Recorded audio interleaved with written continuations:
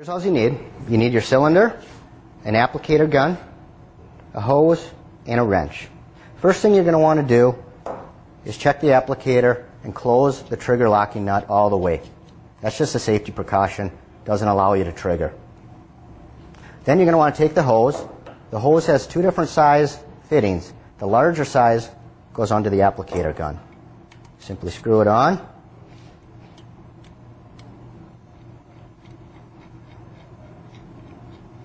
Hand tight, then take the wrench and just snug it. Don't crank it very hard.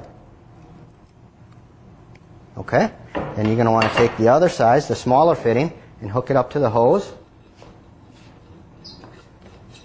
Very simple. Hand snug, then take your wrench.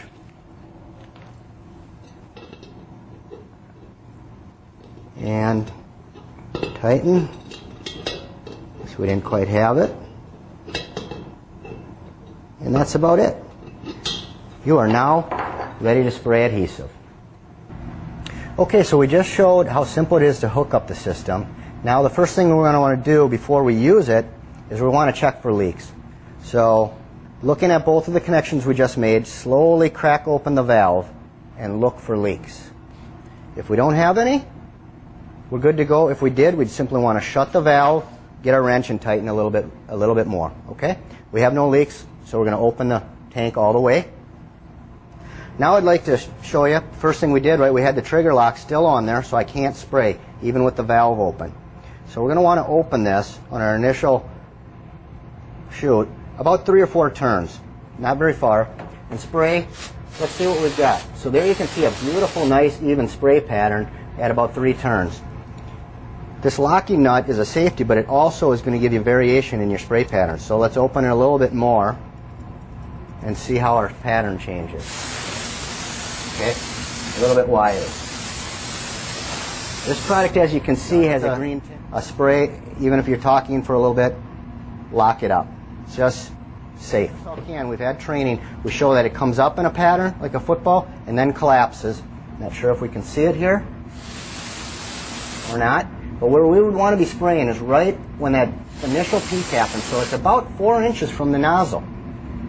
That's going to give us a nice clean edge. If we get further away, you see what happens? This is not how we want to be spraying. Very inefficient. We're going to be wasting a lot of glue for one, and we've got a lot of hollow spots versus one pass, nice and clean. Adhesive almost everywhere. We want one pass to have about 80 to 85, 90% adhesive. A little bit of opening. If we need a heavier coat, we want to get there in multiple passes. Okay? Let me spray down here. We want to understand dry times. People want to make bonds immediately. These new adhesives are wonderfully fast. Usually about a minute is all we need to wait before we can make a bond. Simplest way, same with the aerosols. We simply test with our knuckle. So you can see my knuckle. Hopefully you can see there. That's still wet. That's a little too fast. So we have to wait about a minute. We keep checking with our knuckle. Still a little wet. Hurry up and dry. Okay.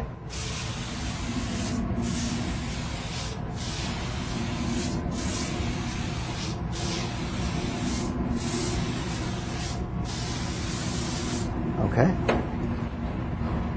You can see that, nice looking. Very uniform, even coverage.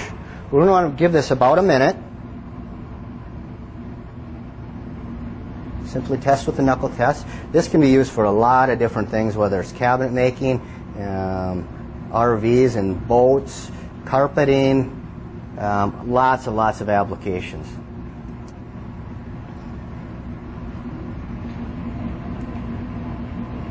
Still a little bit wet. You can tell it's really starting to get some tack now.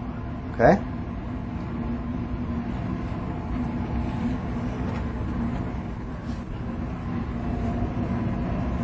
Now this is going to act like a contact adhesive, so you can see I'm almost kind of putting a little bend to it. I don't want to trap air in there. Line it up and come across. Okay? With any contact adhesive, pressure is very, very important. Start again in the middle. Work your way around, back and forth, as much pressure as you can. A nip roller would be great for an application like this. But if not, a J roller with sufficient pressure works very well.